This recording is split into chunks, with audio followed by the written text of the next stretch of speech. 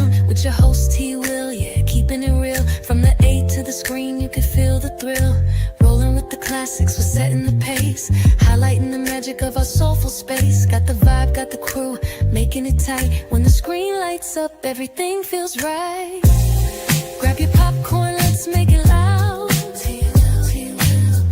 It's movie time, ATL style. Stand proud. From the silver screen to the hearts we steal. Every frame we capture is the real deal. Talking premieres, where the stars align. ATL views, yeah, they really shine behind the...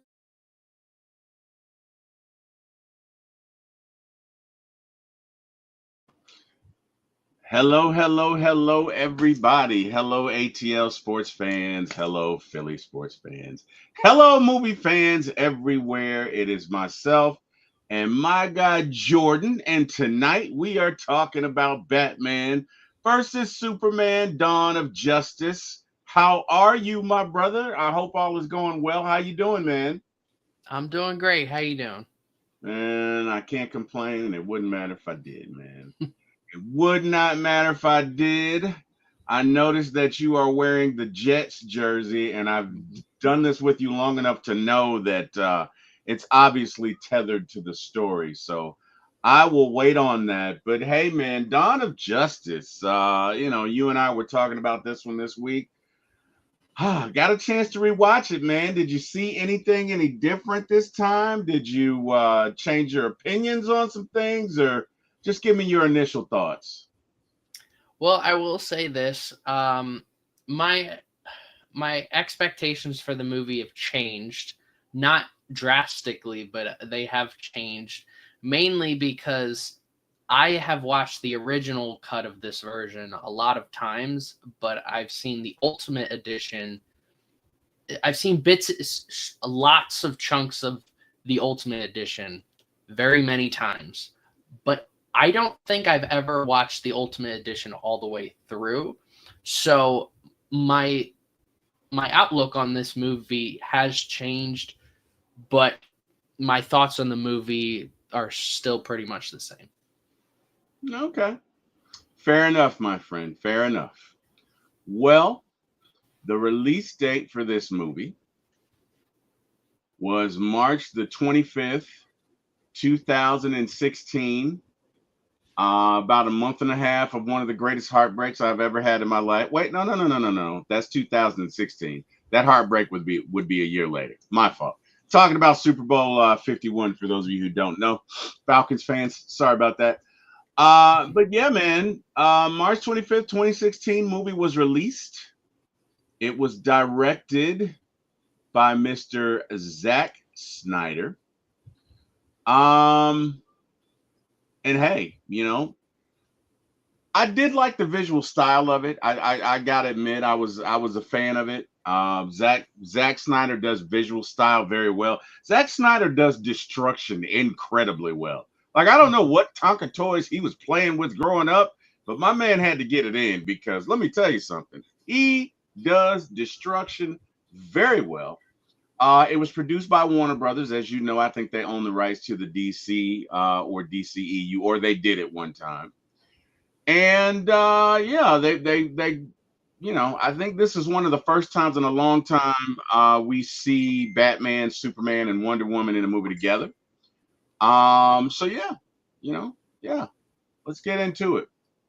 So tonight we're gonna get into an overview of the movie. We're gonna get into a plot summary, character analysis, and performances. A little bit on visuals and special effects and themes and storytelling, and very little on the critical reception and audience feedback because I forgot to take that out because I didn't really care. You know what I mean? It's not why we do this. But anyway, way to go, T. Will. Way to go with that quality control, T. Will. Love it there, buddy.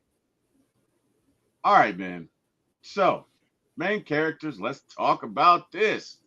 Superhero dynamics. The film explores the complex relationships between heroes and their roles in the larger narrative.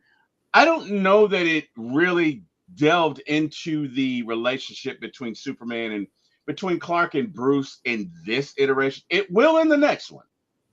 But this one, they pretty much hated each other. They kind of judged each other. You know what I mean? It's kind of funny the way Zack Snyder plays this in the beginning where, you know, Clark being the reporter is like, oh, these criminals, they were branded and some were even killed and they're just treated badly. And he's looking at Bruce like, oh, you're a thug. I can't believe you vigilante. And Bruce is really angry with him, right? Bruce is so angry with him, which is weird because aren't they both kind of doing the same thing? But it lets you know, hey man, maybe you shouldn't judge. Maybe you should walk a mile in my shoes. But the movie opens with obviously, you know, Bruce losing his parents. I give you a little bit of the backstory. And then we see that horrible day. I believe this is 3 years after the events of Superman versus Zod in the Megadeth Bowl. And yeah, so that, you know, we see how that day impacted Bruce, right? So give me your thoughts on the initial scene when we first meet Bruce Wayne and Batman and the impact. Just give me your thoughts on that, Jordan. Well, the first time I saw this movie, I completely forgot about anything that happened in Man of Steel. For some reason, I went into this movie just thinking, oh, cool, Batman and Superman in a movie. So I really liked how the beginning of this movie dives into Ben Affleck's origin story of his Bruce Wayne and his Batman and his parents dying, where we see Jeffrey Dean Morgan playing Thomas Wayne, which is an interesting side note. And I think everybody who has ever watched these movies thinks that he was definitely in talks for a larger role in a future movie, which I think we might end up getting to that next week. So I mean, they had to introduce Ben Affleck's Batman in some shape or form in his origin story, right? And because you can't just like throw a Batman into a movie and then us expect to see this same Batman. It's the same thing with the differences between Tobey Maguire's Spider-Man, Andrew Garfield's Spider-Man, and Tom Holland's Spider-Man, right? And I mean, it's pretty much the same straightforward process of Batman and his parents dying and him running away from. But this time we see the actual funeral, which I don't believe we've ever seen in any other any Batman movie or anything involving Batman. So I thought that was interesting. And then getting into seeing Bruce Wayne in daylight running in the middle of a battle was very intriguing to me because it was just something that I never thought of. And the closest I think we ever got to that was Christian Bale's Batman driving the Lambo and like in The Dark Knight and like purposely crashing so that he would save the one guy who found out that he was Batman and he works for Wayne Enterprises. So I was like, this is a very interesting scene. It also shows how involved Bruce is with his community, not Batman, but Bruce Wayne. So I really thought this was a great way to introduce Batman, but I also think it spins a very negative turn onto Superman. Like, I mean, which I guess that was the point. I mean, Superman is trying to save the world at the end of the day. Yes, a lot of people died because of some other alien entity, but I don't blame Superman for that. I mean, without Superman, Zod would have destroyed the world probably. So that's maybe a conflict, and I mean that kind of goes into the entire story. Yeah, unfortunately it's human nature to blame entities, you know, because that's absolutely what happened. Okay, that is absolutely what would happen if Zod and Superman were to come here and do battle. right? And all that damage and all that chaos. Think of all those insurance claims and State Farm and every other insurance farmer. Oh, they'd be so pissed off, and everybody would blame Superman, even though he saved them, because human beings are kind of um we can be selfish and self-absorbed and unappreciative, especially in today's fast, paced. I want everything my way. I shouldn't be inconvenient. That's absolutely what would happen. So I agree with that. Just kind of wanted to take a sidebar and take a look at the cast. So of course, obviously, Batman, Ben Affleck, Henry Cavill, Superman, Jesse Eisenberg is Lex Luthor. Now, Jordan, I want you to kind of put something to bed for me, and that is when I first saw Jesse Eisenberg's interpretation of Lex Luthor, I hated it because he is the antithesis of everything that I have ever witnessed about Lex Luthor, right? Lex Luthor, yes, is a brainiac and does have some sinister intentions, but he's a man of industry and he's typically attractive. He's typically of size. He and Superman are alike in stature. Jesse Eisenberg's a pipsqueak, okay? Jesse Eisenberg would not get invited to proms. Okay, he's not. Look at him, and the way he talks, just the way he agitated me because he is everything wrong with Lex Luthor. Now I've read certain publications that say that he was Lex's son. Okay, but this has not been confirmed. Yeah. What do you know of this? Now, again, when I watched it the second time, just on the merit, I still hated him. I could appreciate what he was trying to do. I did not like it, but is this Lex Luthor or is this Lex Jr.? Is there even a Lex Jr.? Just kind of shed some light on that for me, if you could. I think that was just an excuse people threw out there for how poor of a performance, how poor of a character this was, and how poor of a Lex Luthor this was. So I think people out there, they wanted to throw something in front of themselves that said like, oh, no, this wasn't actually Lex Luthor. This was his son. And I don't buy it. That's not a thing. I believe Jesse Eisenberg got this role because of his performance in The Social Network. And if you take that version of Jesse Eisenberg and put it in this movie, I can completely understand why he was casted as Lex Luthor.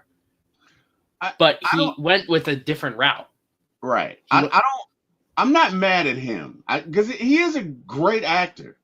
Mm-hmm. He was just, it's like you said, he in the part when we were talking about something else off air, but you said the two were never meant to be, right? Mm-hmm. That's the role of Lex Luthor and Jesse Eisenberg. So look at the screen. Lex Luthor is handsome. Pause. Okay. Love you, Kim. Lex Luthor is handsome. Okay. He's intimidating. He's the kind of guy that walks into the room and people notice it, right? He's not some guy that sits in the back and raises his hands 15 times and tells everybody that they're stupid. That's not him. He's not some guy that can recite the Pythagorean theorem, just backwards. It's not him. Okay. Well, you know what? I take that back. Lex is a genius, but physically, I couldn't get past it. I could not get past the red hair. Sorry, Carrot Top. I couldn't. Okay. Mm-hmm. And I couldn't get past the frantic pace that the choppiness of his character. Mm-hmm. Like, I got ADHD and I'm not on my medication and oh my, it agitated me. Right. And there was everything about his character screamed entitlement, right? Even in the dialogue, when he talks to Superman about how his dad was abusive. Lex Luthor would not do that. Not the Lex I know. Lex wouldn't even admit that. Lex would not admit that he was ever vulnerable to anything. You know who you're describing? You know who you're describing? No. Heath Ledger's Joker.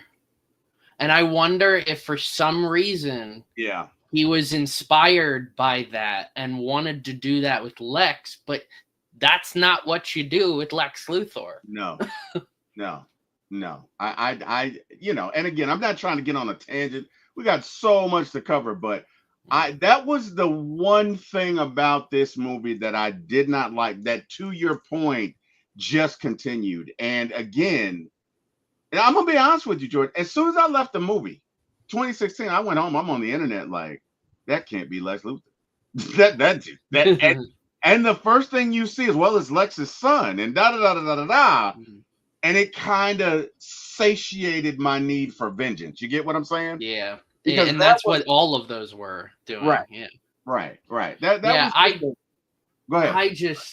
With Jesse Eisenberg, and again, I think him in The Social Network, which we're gonna get a Social Network 2, was fantastic.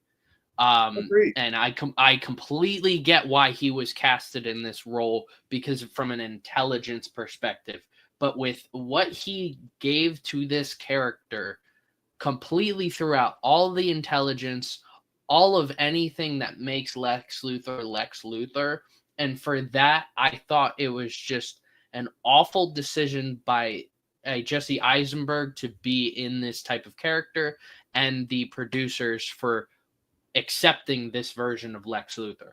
I think this was also to help with the tone of the movie, right? Because Ben Affleck, Henry Cavill, Gal Gadot, every single character in this movie is a very strong, independent person, very serious. There's no real comedy in this movie, and I think that's what they thought they could balance it out by having the villain be this comedic person. Yeah. It is like this person who's constantly frantic, and it just doesn't work at all. I did not like it at all. Yeah, I didn't like the pace. That's what, like, whenever he's on screen, I'm like, shit. Okay, wait, what is the room shaking? Like, you know what I mean? But to be fair, he doesn't give a bad performance. He's just wrong for the role. If you want to know the truth, and this is going to make absolutely no sense whatsoever, he gives a great performance. He's just wrong for the role, right? They're like, I got to be honest. The conversation that he has with Senator Finch, where she references the green tea, and his comeback to that I thought when I saw that the second time, Jordan, I was like, wow, that's woo. Yeah, that was all right there, man. I mean, it wasn't good for her, but that was all right. Anyway, we got to get into the real quick with that again. Seems like the Joker would have done that. Like, absolutely. 10 times out of 10, Joker's definitely doing that. Yeah. Absolutely. Oh man. And then just the look on her face when she realizes what's going on. Oh man. Oh wow. Yeah. All right, so we got Gal Gadot as Wonder Woman, and look here, man, I don't have a bad thing to say about Gal Gadot at all. Okay. Jeremy Irons, I enjoyed his performance as Alfred. Really liked Holly Hunter as Senator Finch. Lauren Cohen, a brief interpretation of Laura Wayne. I don't have anything bad to say about it. Lawrence Fishburne as Perry White. Again, good performance. Diane Lane, I loved her as Martha Kent. I think my favorite line with her was, "You must be one of my son's friends." It was great. I like that. Diane Lane's great. In all of these movies, Diane Lane is the one thing that I know I'm consistently gonna get a good character out of. She does just a great job. Yeah. Wunmi Masoku as Kahina Ziri. I liked her, even though she does a bad thing. I I completely forgot she was in the movie. yeah, Like I when I rewatched this, I was like, wait, she's in this movie? Like I mean, I've seen the Loki series with her, and then she's in Sinners. I completely forgot she was in this she was movie. in there. Yeah, yeah. Mhm. And then last but not least, Scoot McNairy, who plays Wallace Keefe. This is an example. Now, his character is an example of how vengeance and bitterness can lead you down a dark road, right? Because essentially, I know that what happened to him was very bad, but he clearly blames Superman. And because he has nothing to do with all of that angst, because he has nothing to do with all of that venom, it metastasizes into him doing something and becoming something that before I don't think he would have done, right? And it's just unfortunate, but in life, sometimes you have to see a bigger picture. And look, it didn't happen to me, so I can't judge this man, right? This fictitious man. I can't. It didn't happen to me, right? I mean, his wife left him. He couldn't work anymore. He lost the use of his legs. He's in a wheelchair. Yada yada yada. I get that, but he really metastasized into a villain. Give me your thoughts on that, Jordan. I think I almost feel like he was he was just a plot device for the movie. Yeah. Like after the incident at what was it, the Capitol building? I'm pretty sure they were at. I don't remember where they were at. He I mean he's not in the rest of the, like, no idea of him is in the rest of the movie. No, nothing. Like Bruce doesn't, because like Bruce is at fault for like he says to one of the guys who works for him, he's like, why haven't I seen these checks? And Right. he's like, I don't know. I'll get to the bottom of this. Like, Bruce, maybe you should like be more involved with your company, man. Like, especially if you're sending this guy checks all the time. And I don't know. I think Bruce could have changed in that. Hey, do you know this guy? You know this guy down in I don't know. You know this dude? I think we know this dude. I think we podcast with him. We might. Yeah, we might. Yeah. I think we podcasted with him last night. Debo Vibes, what's up, man? What's going on, Debo? Debo in the building, man. All right, sorry, Jordan. Yeah, hell yeah, Bruce should have known. Bruce should have. I mean, come on, man. I mean, now, mind you, we don't know how many people are in his situation, right? I'm sure there were others who were hurt that day. Yeah. That I mean, Wayne Industries is a huge company, right? So what if there's 30 or 40 people in that same scenario? You get what I'm saying? I say that as kind of you know, just kind of maybe let's think big picture here. Let's play devil's advocate and see. Well, maybe it's not just one person who was impacted by this, right? Yeah. But yeah, that's the cast. So that makes sense. Appreciate that. So let's see here. Character contributions. I don't think there are any bad performances in here. That clearly Luther was poorly written, but I can't say that his performance was bad. I mean, look, if you're gonna be something, go all out. Even if you're wrong, go all out, right? Let's see. Debo says, Jordan, you definitely knew me during Monkey Gate. All right. Fair enough. Visual storytelling, yeah, and that's another thing that Snyder does well. Snyder does a great job of telling a story. Like, you could actually put on one of Snyder's movies with no sound and you can get the picture.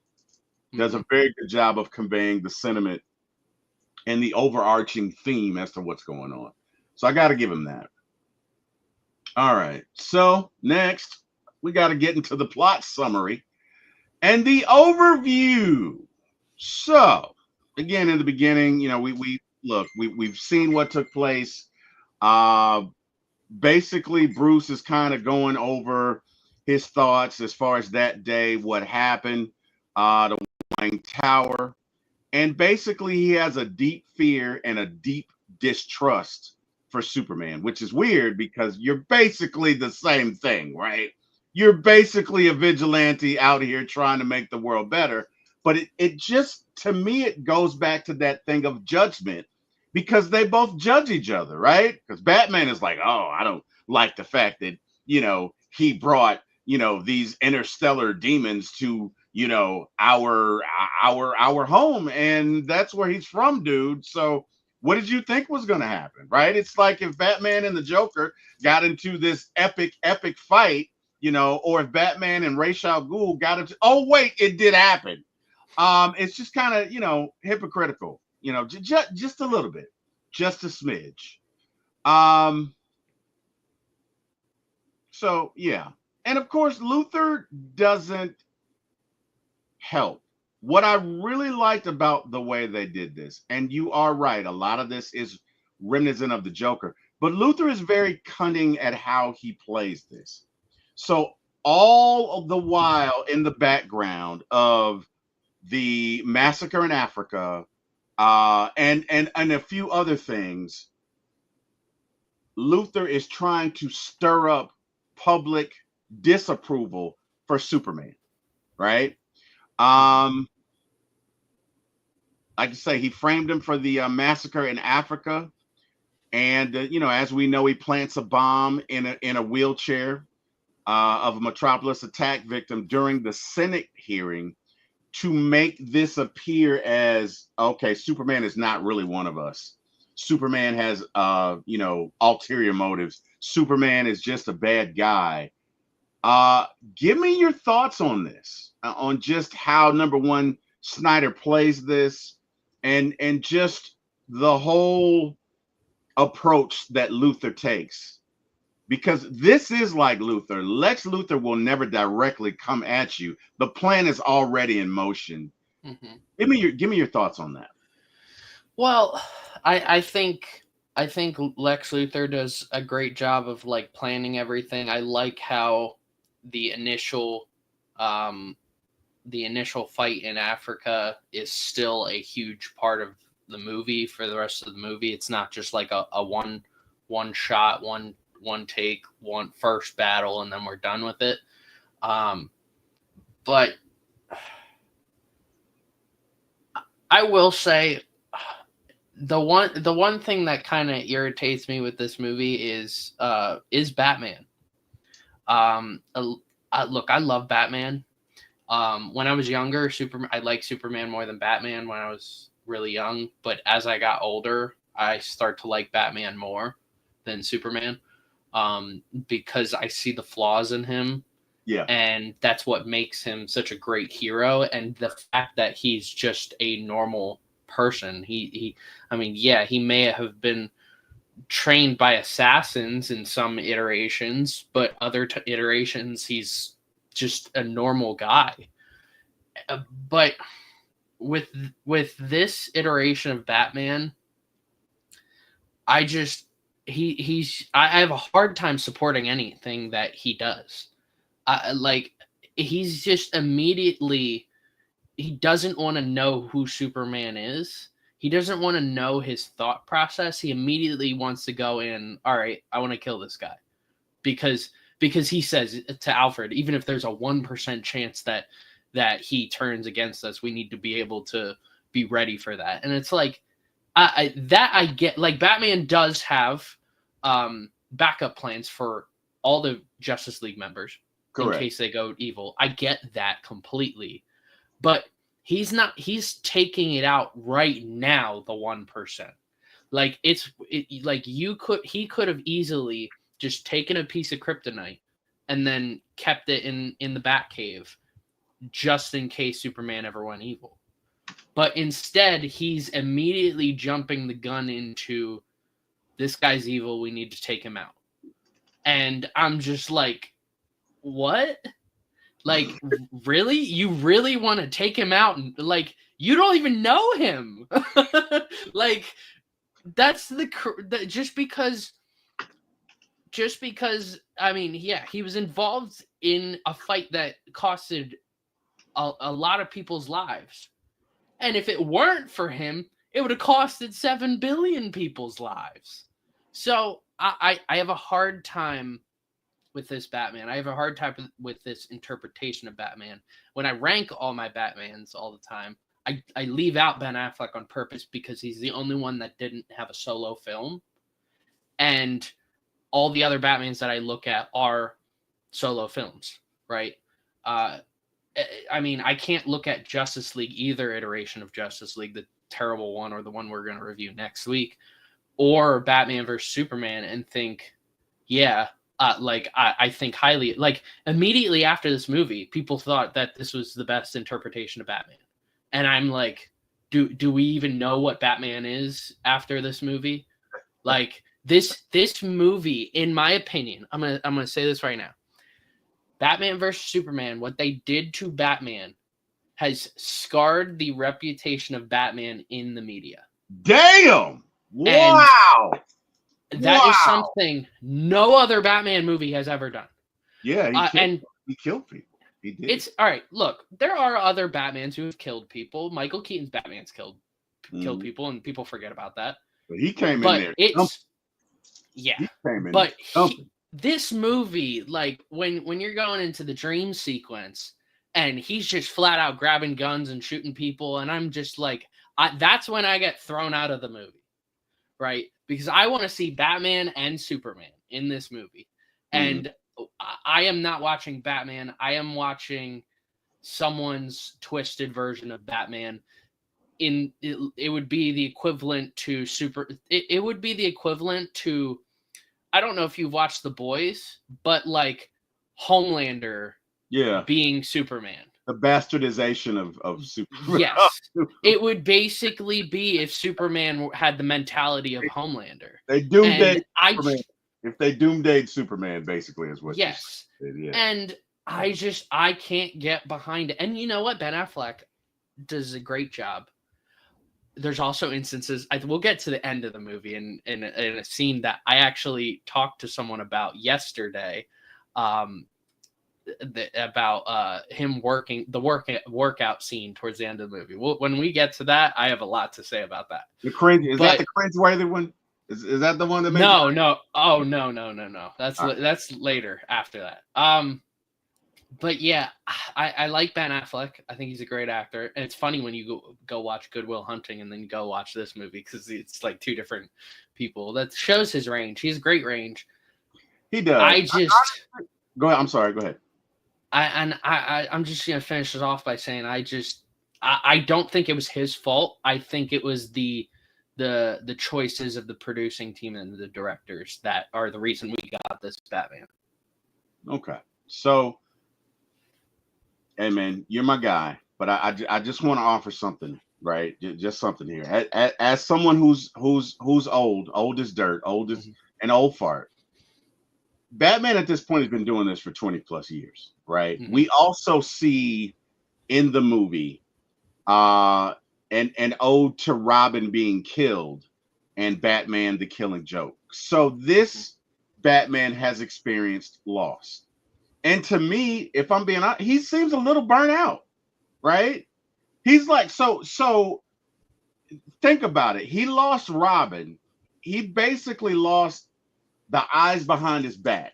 You get what I'm saying? When you're out there, right? It's like, this is a very bad analogy, but it's like when you, me, and Debo are on a show, everything just flows, man. You know what I mean? Mm-hmm. Everything flows. And when it's just me, not that it doesn't flow, but I don't have my guys with me. You know what I mean? Right. I don't have my guys with me. And so I think this Batman probably feels alone. He's probably burned out. He's had to get past some things. And then here comes Superman with his BS, right? Trying to terraform the planet. And yeah, he stopped him. But gosh, look at the loss. You know, Mhm. Batman, this version of Batman has experienced so much loss in his life and he's burnt out. And I think that's why he got to the point of killing. He was just like, the hell with it. You know what I mean? Matter of fact, this Batman and Superman and Injustice probably would have been friends. They probably would. You're right. Go ahead. Let me rip his heart out first, Clark. Let me Mhm. like, you know what I mean? I think he's arrived at the situation. Look, instead of doing this dance and putting you in Arkham, I'm just gonna go ahead and kill you because you're not gonna change, Mhm. right? Oh, and the one thing that drives me nuts every time I've ever seen this movie is the branding. I'm like, why are we branding people? Like Yeah, the agreed. That made no sense. That I still don't like get. I don't get that. and all right, I've seen people who review movies say like, oh well, by the end of the movie he doesn't brand Luther because he's shown change. I'm like, dude, branding people in the first place is just weird. Like Uh, no hero should be branding people. yeah, And that's so weird, man. I got no. here's the last thing I'll say about this. This is the difference between the greatest Batman and the anyone else, is that the greatest Batman, they all throughout, because they've seen and gone through so much loss, but they still have that mentality, that like that workhorse mentality to just keep going, and they never get tired. Kevin Conroy's Batman is my prime example of one that's like that just kept going and going. And Michael Keaton's Batman, same thing. Christian Bale's Batman, same thing. They, even though they go through loss, it never ever changes them to the point where they have to change their whole moral code. Yeah, But there are some Batman that it does change their moral code. yeah, Actually, I'm going to take that back on Kevin Conroy, because that's the whole premise of the beginning of Batman Beyond, is yeah. that when he retires is when he had to take out a gun to injure someone because he wasn't physically able to beat Able to them, do it. Yeah, and he was only took the gun out as as defense. So which, all right, I can understand Kevin Conroy's Batman doing why he wasn't bringing the gun to kill people. He was bringing the gun out to injure people. That's very different. So yeah, that's in my opinion the difference between the greatest Batman ever and every other Batman ever. that's a fair point. I have Doom up on the screen, and the reason I have this, and this is just another. This is a fascinating asset of Batman's personality. I really believe it's an asset, and that is Batman is always prepared. So those of you who have not seen the animated movie Justice League Doom, I highly invite you to watch it because it is a great movie. It is a great movie, and essentially the premise is to Jordan's point, Batman has all of these contingency plans for Superman, for Green Lantern, for Wonder Woman, for everyone. And this is a look at what would happen if someone stole those plans.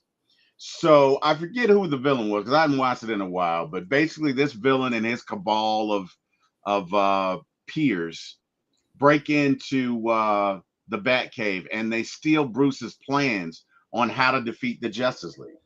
And they figure it out by the end of the movie. But what ends up happening is there's kind of like a sit down, right? It's like if you're in trouble with your mom and your mom and your dad, and they sit you down and they say, "Hey, son, we got to talk about this." There's this meeting of the council. And what's hilarious about this is they're all like, "Well, Bruce, what do you have to say for yourself?" And Bruce is like, "Are you kidding me?" Mm-hmm. He says, "We are the Justice League. And we better have a plan like this because what if we all went rogue? I would hope that you guys would have contingency plans for me. And the fact that you don't says that you don't get this." And they're like, "Well, you should have told us." And he said, "Well, if I told you, that kind of goes against having the plan, does it?"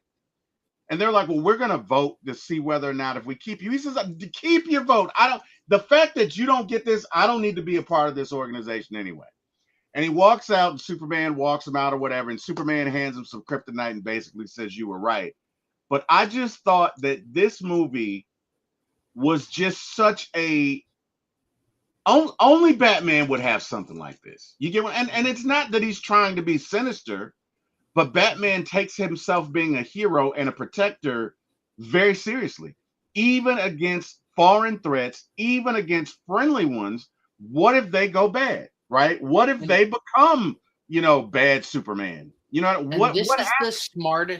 is the smartest thing that, in my opinion, this is the smartest thing any single superhero has done in any team, movie, show, anything ever. Because I would hope a character in the Avengers has something like this. Yeah. Because frankly, I don't think they do. And Batman has a contingency plan for himself. Right. It's so simple, and they do such a great job of executing it. It's very smart. It's a very like 4D chess type of move for him to do. And like you said, to your point, that he's not trying to be sinister or anything. He's just there. You have to have a backup plan. You always have to. His thing is, why can't you guys see? Why don't you get that? You know what it reminds me of? I'll tell you what it reminds me of. It reminds me of. I'm gonna do a little cross pollination. It's actually funny. That scene in Avengers Ultron, where where they're kind of calling Tony and Banner to task, and Tony's about to tell the Banner's like, no, don't. He's like, you just roll over and let them tickle your soft color belly. It is criminal why you guys don't see that we don't need this. And Banner's like, but you created a murder bot. That whole scene, man. That whole scene was funny.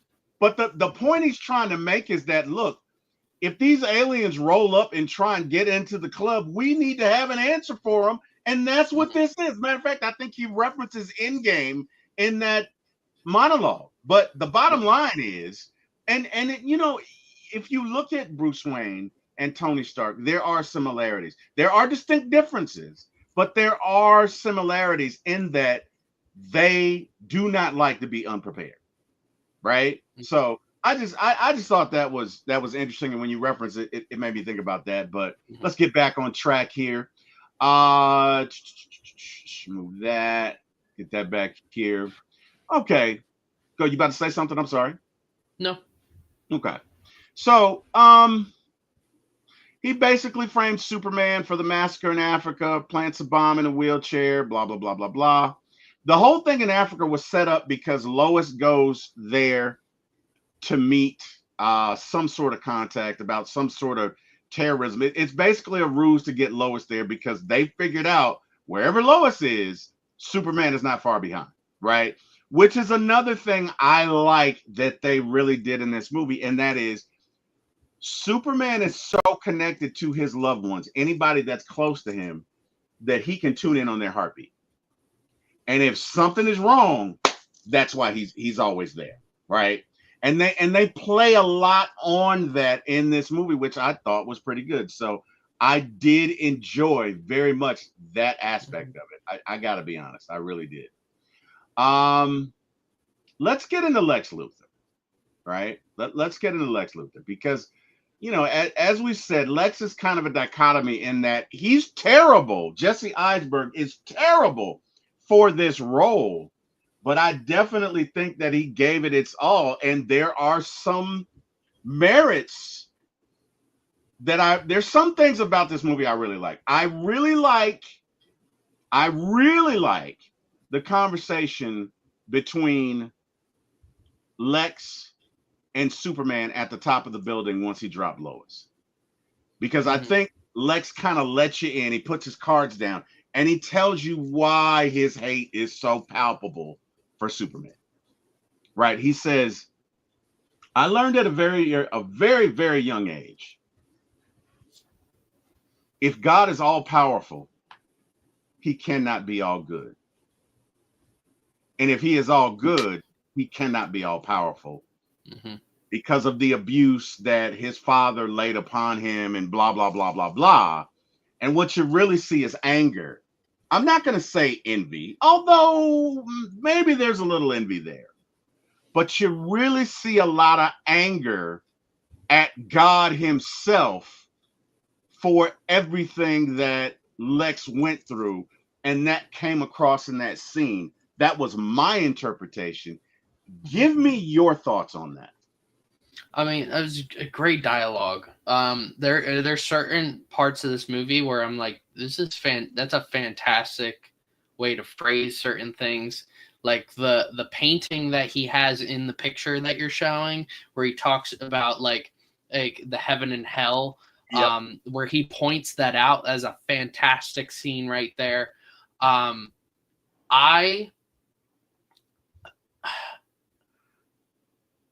The first time I saw this movie, I completely got what he was saying, and there are people out there in our world that will feel the exact same way about God and just some pain that we as a society may go through.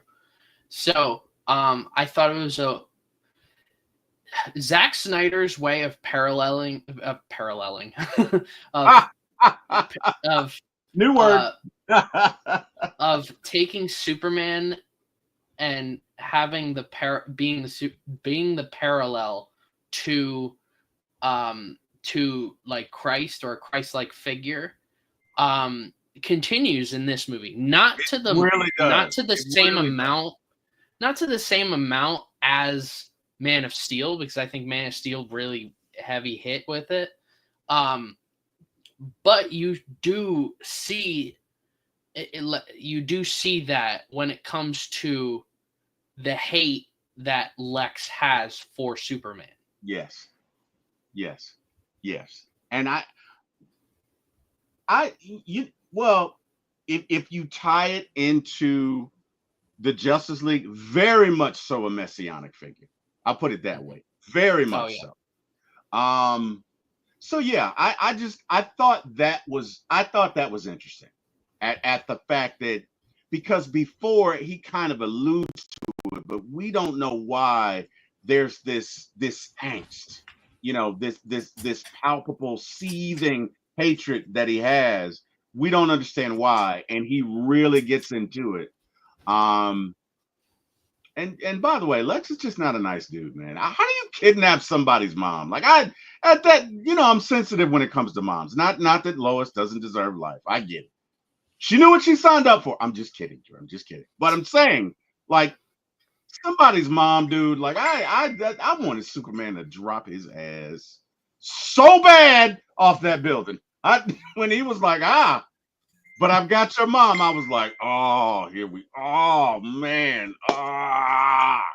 That's my favorite dialogue. The dialogue that they have about like a man's favorite girl, and he's like, mine's on the ground. How about yours? And he's like, oh, well, I'm not talking about Lois. What does he say? A boy's favorite first girl love or something. Like that? Something like that. A boy's first love is his mother. And you see his just like, wait, what? Dialogue between the two of them, fantastic. Great job. And then you see his eyes like, oh, he was mad. Growing. I was mad. Like, yes, that's so mad. Great. He was mad. Lex does not know he was about to get it. Lex was about to catch those hands. That's whatever. And that just pissed. I didn't like that. I don't stay away from people's moms, Lex. I'm just saying, okay? Stay away from people's moms, Lex. I don't like you. All right. Let's talk about the bomb at the Senate. Now, and you know what? No. But before we do that, let's go back. I think you are absolutely right in that they do play this how the Joker would play it, because that's absolutely something the Joker would say. Oh, I'm not talking about that girl. That's the Joker. That is the essence of the. I'm gonna make you look over here, but it's really over there, right? And so I would agree with you that whether subconsciously or consciously, this character was written with some Joker vibes to him, with a Joker-esque feel, right? I agree with you there. I do agree with you. Yeah. All right, so let's get to the Senate hearing. And the young lady from Africa that was a witness basically comes to the senator and she says, "Look, I lied. Here's why." Da da da da da. And the senator has already had conversations with Lex Luthor. She kind of figures that Lex is not a nice guy. But during this conversation, right, the senator says to Lex, "You can call me whatever you like. Take a bucket of piss and call it Granny's peach tea. Take a weapon of assassination and call it deference. You won't fool or fly or me. I'm not going to drink it." In other words, she's saying, look, you're not going to fool me. I understand why you say you're doing this, but you're really doing it for another reason. And so this is at a Senate hearing. Superman has walked into the building and she's about to question him. And she looks over at a jar and it says Granny's peach tea. And we can infer that it's urine, which I just thought was like, wow. Like when you, wow, right? I thought about like ever since I've seen the first time I saw this movie, I was like, did he actually pee in the cup, or like is that actually tea, or I have no idea. Right. That was my whole thought. Like, did he really piss in that? Like, I ew, right? But I was like, that's so sinister. Like, damn, like, because you're about to die, and the last thing you see, that's cold. That is cold, man. Oh, I gotta give it to Snyder, man. That's. I mean, if you gotta go, woo, boy, there are better ways to go, man. And of course, Superman does not see it because the wheelchair that the bomb is in is coated with lead, and as we know, he cannot see through lead. The building blows up, and only Superman walks out. And of course, this just stirs the pot in that, well, Superman must have been behind it. Now, this makes no sense, okay? Superman doesn't have to blow up anything. If he wants to kill you, he can kill you. But this just lets you know how people panic when they see something that they fear or that they don't understand, right? Talk to me about how Snyder plays this and the crowd reaction and the reaction of John Q. Public when this bomb goes off. Give me your thoughts on that. Well, I will say about the whole process of like wanting Superman in court and everything. I never got behind it because I always thought, okay, Superman is a nice enough guy that he'll show up, but what are you gonna do? Throw him in prison? Throw him like? What are you gonna do? What are you gonna do to Superman? Like, what are you? Because there's two ways this is an issue. One, this dude can go through pretty much anything. He could go through the planet if he wanted to, right? And the other issue is like, okay, if another alien shows up, are you gonna be like, oh, you're free to go? We need your help. Like, what? Makes no sense whatsoever. And all right, to put this out there. Hold on, wait a minute. When it's Doomsday. He's alive? What the? Hey, we're gonna have to get back to I don't know, potentially throwing you in jail later. Can you go out here and deal with Doomsday? Can you do? Thanks, appreciate it. And by the way, that's how it would be. But I'm sorry, I mean to cut you off. Go ahead. But it's crazy. So this movie and Captain America: Civil War came out around the same time, and they basically have the same ideas thrown into one another. And this is where DC ended up going downhill from here on out because they were trying to rush everything for Batman versus Superman movie for Captain America Civil War because they went heroes versus heroes. And like I understand that process for like the Avengers because at the end of the day you could theoretically lock them all up. But with Superman, where the heck are you gonna put him in? It's not even like this world is developed. Like if we were like 15, 20 years into Superman being Superman, I assume the technology would be more advanced to keep him at bay and potentially imprison him. But dog, what are you gonna do to Superman? So yeah, this part just I've thought about this since the movie came out. Could you please hold your hands together so we can put these cuffs on you? And could you not break them? Could you? I mean, we know you can, but you know, it would just really make us feel better. I'm gonna need you to stay in this prison block. Okay, I'm gonna need you to stay. You can't leave. You can't go. You can't fly anywhere. You can't do anything. You have to stay. It's like a little child with a German Shepherd, a full-bred adult German Shepherd, saying, "Stay, stay."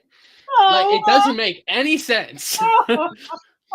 So, I'm sorry. all right, let's get back to your initial question. So, I'm sorry.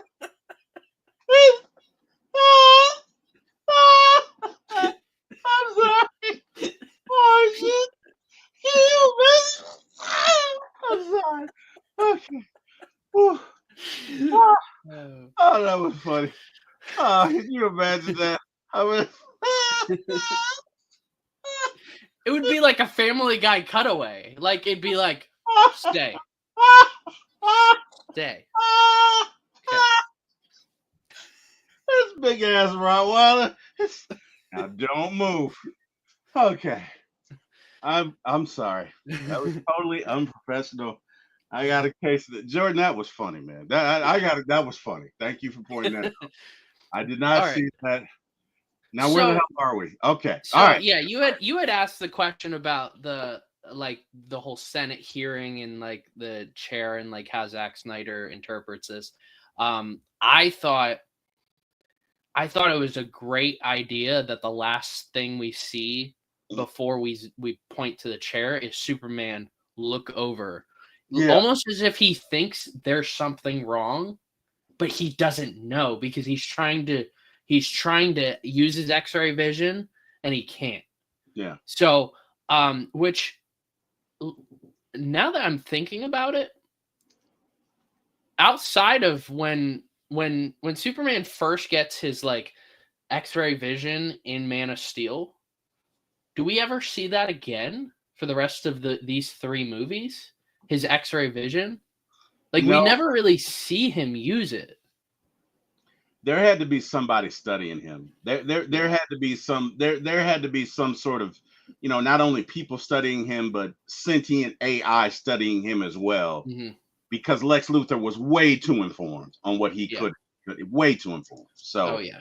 I think it kind of infers that based on the disc or whatever that Batman's trying to steal from Lex, that Wonder Woman initially steals, because Lex had all that information. So clearly there's some sort of AI or some sort of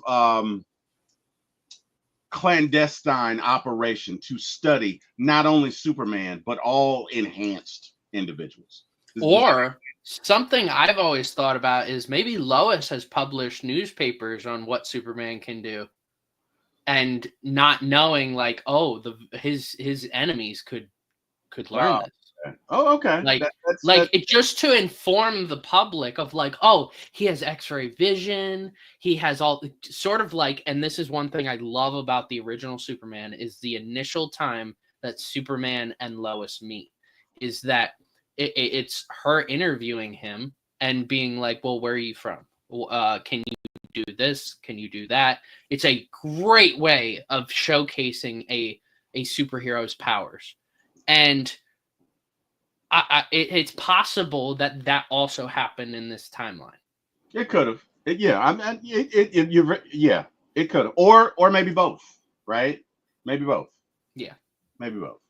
Don't know. All right. So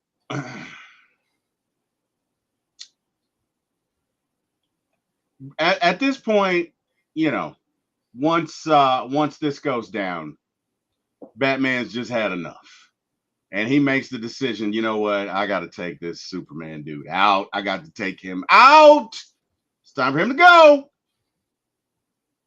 And before that, because it was just so much fun, we're gonna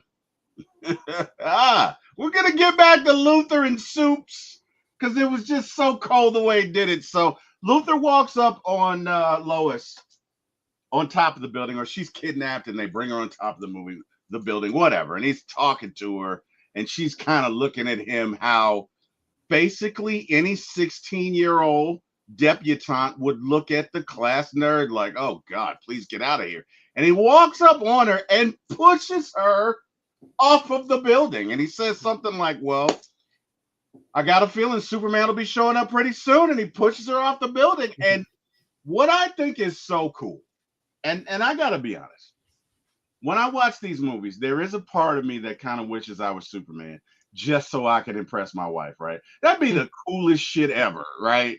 Like something happened and I fly up and be like, and Kim's like, you're always there. And I look at her like, and I always will be there.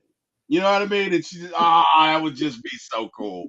Oh, that would be cool. I would get mad cool points. I'm saying it'd be steak and lobster for like 10 days in a row. All right, sorry. This isn't about you, T-Will. Stop it. So, but no, so the point is, Superman shows up and he's pissed, right? He is pissed. And he's like, look, man, I'm taking you to jail, which is better than you deserve, because I could fry your ass right now. And I feel like doing it. He doesn't say that, but the fact that when he shows up, his eyes are illuminated, I think he's thinking about frying Luthor, like some eggs. One of my favorite parts of this is like when he sees the pictures of his mom and his eyes light up and he's like, where is she? And he's angry. And immediately, this is the only time I like this interpretation of Lex Luthor, because he has like stuff in his hands and he's like, I don't know. He's like, he doesn't know. He's like, oh, I don't know. He's like, wait. He's like, before you kill me, you're going to need to learn something. Oh, he's got that old shit look like, I didn't think you'd do that. Oh, wow. Oh, wait a minute. Hold on. Wait. Hold on. Oh, man. And so they have the exchange. And then, we see that basically this Lex, or this iteration of Lex, is a child of abuse. And he's angry with God. And he's angry because he I think he calls out a Greek god. He calls out Jehovah, and then he calls out Superman. And then I think he calls him Clark, right? Which is to say, you're not really a god. You're just Clark playing God, right? And then once he gives him his terms and he finds out that he has his mom and that he has to go and kill the bat, and he leaves, he says, and now a god bends to my will. Now, this was very much Lex Luthor, right? But the Lex Luthor that we've become accustomed to is just not some guy that's on a power trip because he felt vulnerable. Lex is so arrogant, he tried to get a god to bend to his will anyway. So again, this character is the antithesis of everything Lex Luthor. But I did like this exchange, as I stated, because it does give us at least a window as to why he hates Superman so much.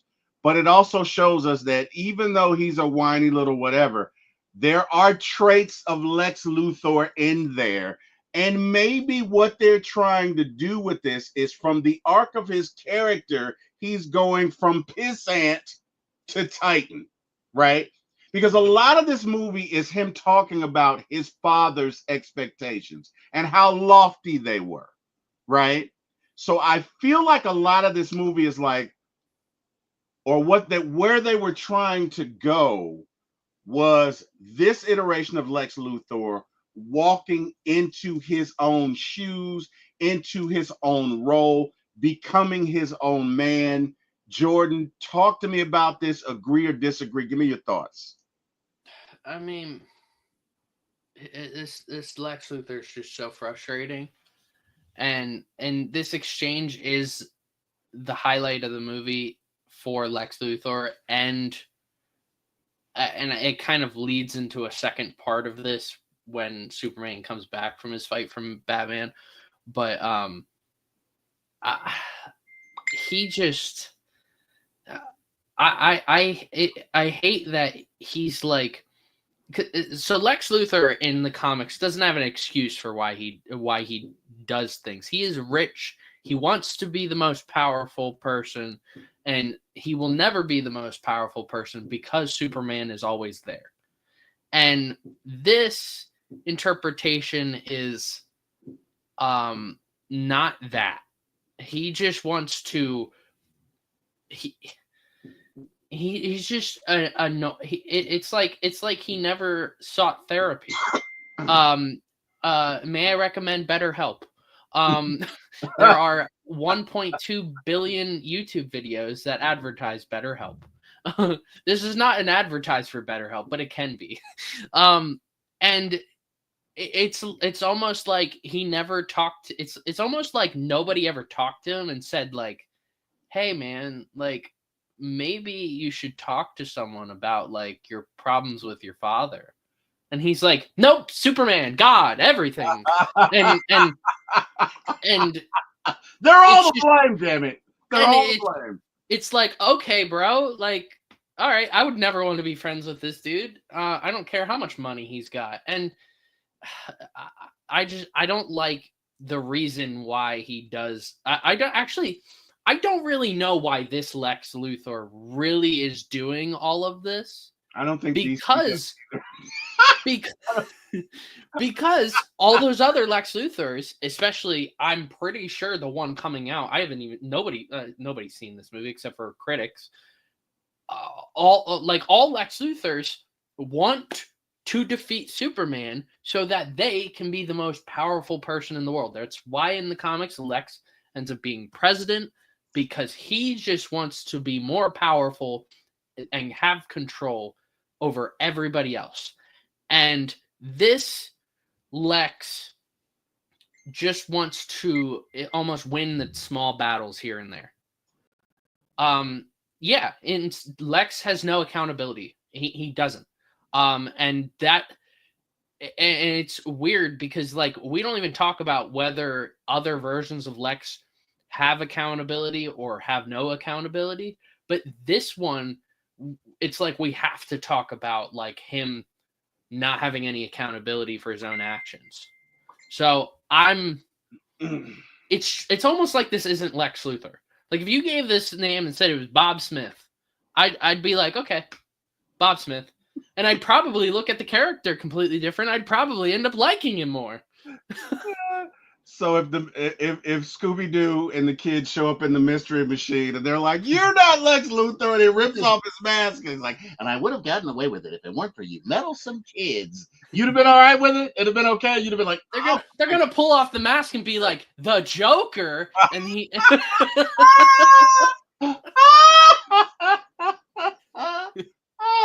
And he'd be laughing like you.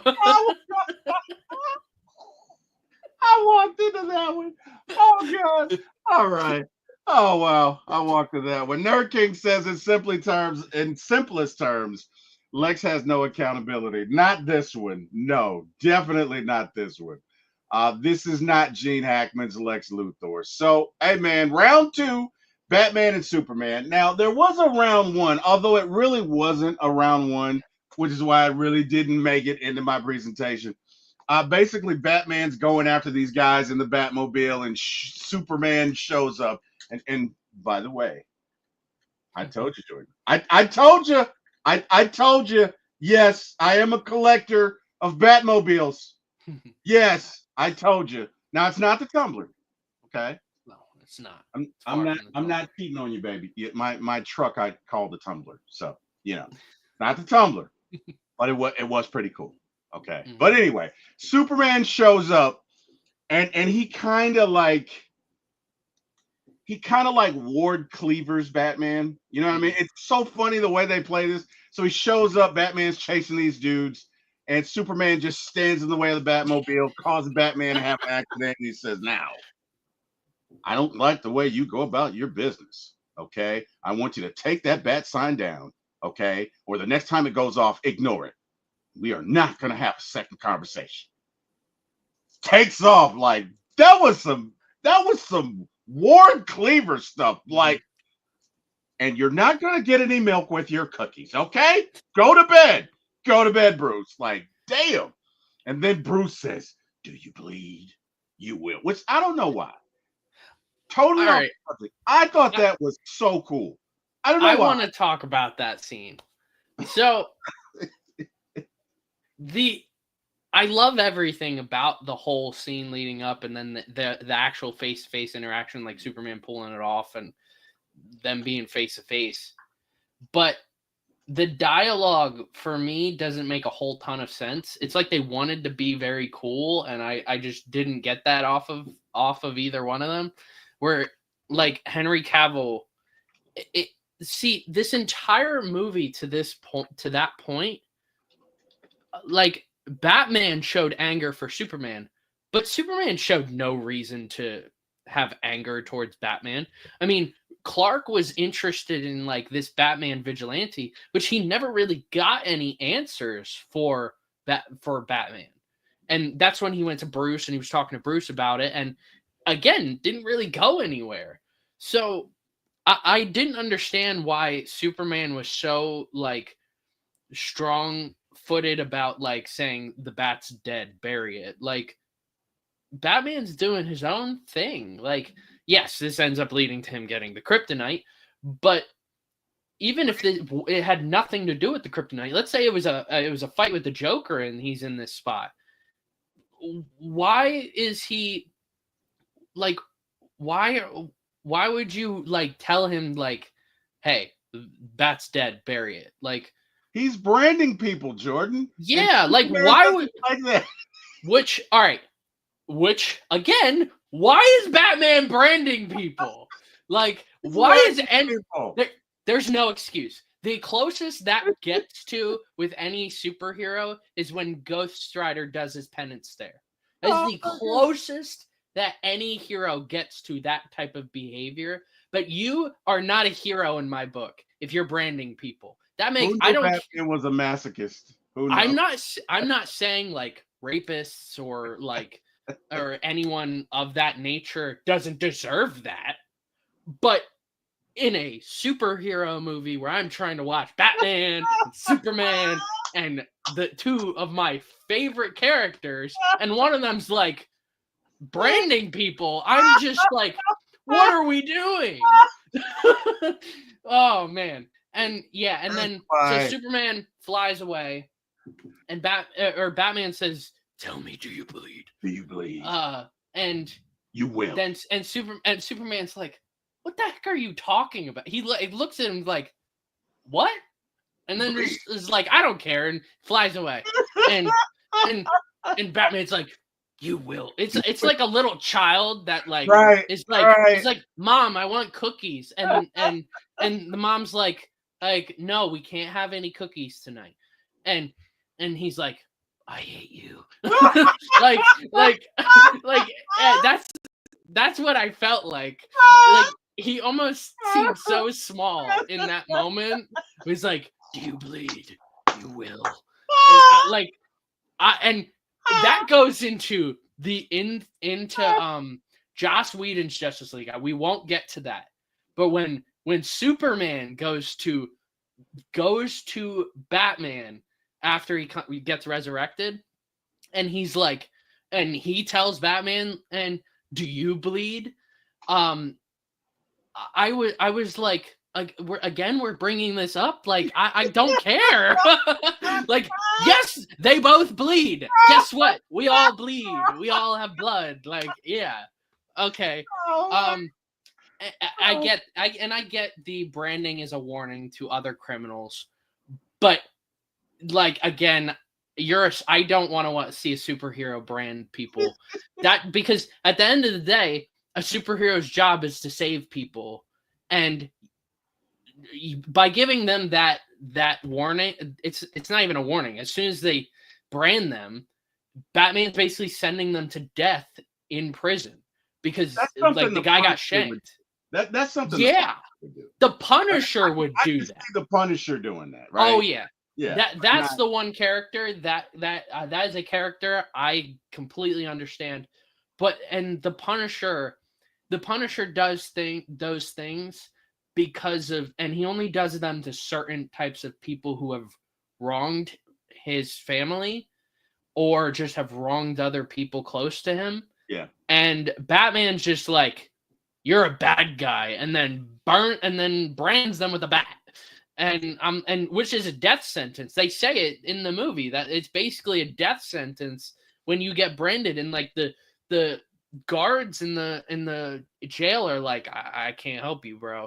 And I wonder if that's from a comic book story, or so I'm gonna look that up. And I'll, either way. I Googled it. I did Google it. I couldn't get anywhere. Couldn't find it? Okay. Yeah, I couldn't get anywhere. So yeah. That initial interaction, as cool as it was set up, as cool as the face-to-face interaction was, and they wanted to try something really cool, and I was left being like, oh, okay. Oh man. Yeah, well, the second one was not like that, right? No, it was not. Which is why it's labeled round 2 fight. So Superman shows up and he's like, look, man, this dude has my mom. And Batman is not trying to hear any of it. He's like, we're about to fight. Let's go. And of course, Batman does his thing, shoots off all these guns or whatever. And Superman soars above and just destroys them with his eyes. And he's like, you got anything else? And then they go at it, and he lures him to where he wants him to go and hits him with the kryptonite cannon. And we're like, oh, snap, right? And they proceed. And for some reason, they just kept going deeper and deeper into whatever these structures were. I don't know. It had to be like 2,000 feet because they just kept going deeper and deeper. But anyway, finally, it ends with, Batman has this spear with this large piece of kryptonite in it. He's hit him with the kryptonite twice. They've gone at it, and he's got Superman down on the ground. And Superman says, help Martha, help Martha, which I was kind of proud of myself. No. I was kind of proud of myself. Oh no! Was this the cringeworthy moment? This, in my opinion, is the cringiest decision a studio, a director, a producer. It has nothing to do with the actors that I have ever seen. Well, you know what, sir, I'm gonna let you have your moment because we talked about this. And I know how cringeworthy this is. And at the For My ATL Sports and For My ATL Movies, we believe in therapy. And so in the spirit of that, Jordan, I'm just gonna put the spotlight on you, man. So hang on one second. I'm gonna let you have your moment. Okay. I gotta figure out which camera to go to. So give me 1 sec, because I'm kind of bad at this. Wait a minute. Where is it? No, that's not it. That's not it. That's not it. That's not it. You are really bad at this, T. Will. You kind of suck. No. We can split screen. No, I want you to have your moment. Here we go. Now you got it. All right. So, Jordan, what made this moment so cringe-worthy for you? Talk about it. Oh my goodness. This like it is a fantastic fight. I loved every minute of it. I liked how there wasn't like any stoppage. They were both like Superman was clearly like having the kryptonite like in his lungs, and he was still not his full self.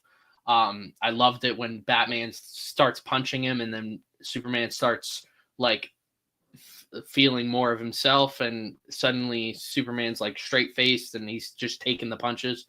I loved that. And in that moment where he has the spear and he's over Superman, I'm thinking, all right, how are we? I was in that moment in the theater the first time watching and think, all right, how are we going to get out of this? And then out of nowhere, like out of left field, the band is on the field. Like Barry Bonds has hit a home run from left field.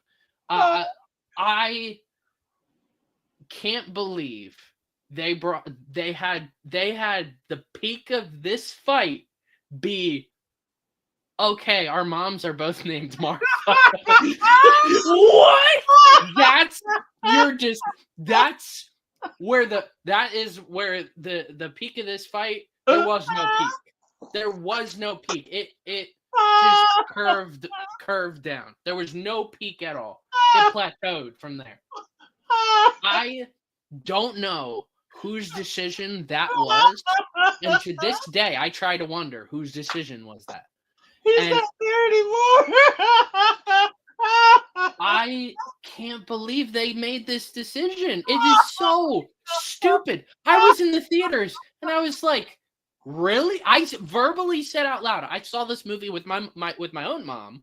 And in fact, I was messaging her before her thoughts. I remember her thinking, oh, I never put two and two together that like both their parents were named Martha. And in my head, I was also like, well, yeah, DC Comics, the comics, not even the movies, DC Comics. You guys did a really good job naming their parents. Both their names are Martha. Get out of my face with that. That's just the dumbest thing I could ever hear. It's your top comic book characters, and both their names are Martha. How generic and boring was that? It was like, I'm sure, I don't remember who came first between Batman or Superman. I assume it's Superman. So when they're doing Batman's parents, they're like, oh, what should we name his mom? Well, what's Superman's mom's name? Martha? Just go with that. Yeah, just go with that. It's stupid. It's dumb. It's the like top 3 cringiest moments for me in film. And look, this one's gonna be, I guess, a hot take now, is Tobey Maguire's Spider-Man 3 scene where he's doing this. I guess that's a hot take on the internet, but the first time I saw that movie in theaters, I visually like sat and slumped down in my seat. I was like, I don't want to be here. I didn't want to be in the theater. And then in this movie, I was just like, oh wow. Huh? That's where this fight goes? And it's like Batman's like, oh, wait, his mom's name is also Martha, which relates to my dead parent issues. Like, and this, all right, let's rewind this for a second. This is not a young Batman. This would make sense if it was a young Batman, right? Because he doesn't. 40. He's in his. He is in his 40s. Right. And you still got mommy and daddy issues. You are in your 40s. And you're like, oh. It's like Vietnam flashbacks for him. He's like, Martha. Why'd you say that name? You ever see the meme where you see like World War II, like the guy with the wide eyes, World War II airplanes and like helicopters in the background, and it's like Vietnam flashbacks. That's basically what he's going through after he says Martha. I can't imagine if Bruce is in like a coffee shop, like he's at like a Dunkin' Donuts, or he's on a date, and some guy at like 3 tables over is like, oh yeah, my girlfriend Martha, she's really nice. And then he's like, Martha, Martha, Martha, where? Martha? It's a Squirrel. trigger word for him. Squirrel. I just was so and then Lois comes in and he's the entire time his foot is on his neck, so he can't like speak at all. On top of that, he's got kryptonite in his lungs, and the entire time he's threatening him. He's like, "Why did you say that name?" And I'm like, dude, if you let the guy breathe, maybe he'll be able to tell you. And then Lois has to interject and be like, it's his mother's name. And then it's like, oh, okay. Like, I will not defend that ever in my life because I think that was the dumbest decision that they could have made for the peak of that fight. And immediately from there on out, Batman's like, I'm gonna save her. I am your buddy, bro. Like he didn't just try killing him for the last hour, for the last 2 hours of this movie, so for the last 18 months since Superman came in and started fighting. Like, what? So yeah, I have a lot of issues with this. It's so stupid. It's so funny. It's at the end of the day, it's cringy. It is the cringiest. It's not the cringiest like scene. It has nothing to do with the scene itself, but it has everything to do with the decision that the producers, the director, the studio all made when they were doing this scene. Because at the end of the day, all of these brilliant minds sat in a room, and when they were writing the script for this movie, they thought, okay, wait, like both their parents are named Martha. That's how we can end this fight. And they all agreed to it. So I'm going to stop there. No, don't stop. Don't stop. That's really. Do the one where it's like, I'm going to save your mom. Do it. Yeah, do it. I'm going to save your mom. Like, what? You just tried killing him. Like, and you're like, I'm gonna save his mom. And on top of that, Superman's like, oh, okay. And the one thing I see a lot of people talk about when it comes to like any movie is when there are fight scenes that could be resolved with just a simple discussion, right? So this whole fight scene could have been solved with a simple discussion, and all Superman needed to say was, Lex has my mom. He had to just say 4 words. But no, Superman was like going around the subject of his mom, saying like he has her, and Batman's like, I assume Batman thinks he's talking about Lois, and then immediately gets hit and by machine guns, and then Superman's like, you don't understand, and then immediately just like doesn't finish what he's saying. He doesn't finish what he's saying the entire time, and then Superman's like, all right, I'm just not going to say anything to this dude.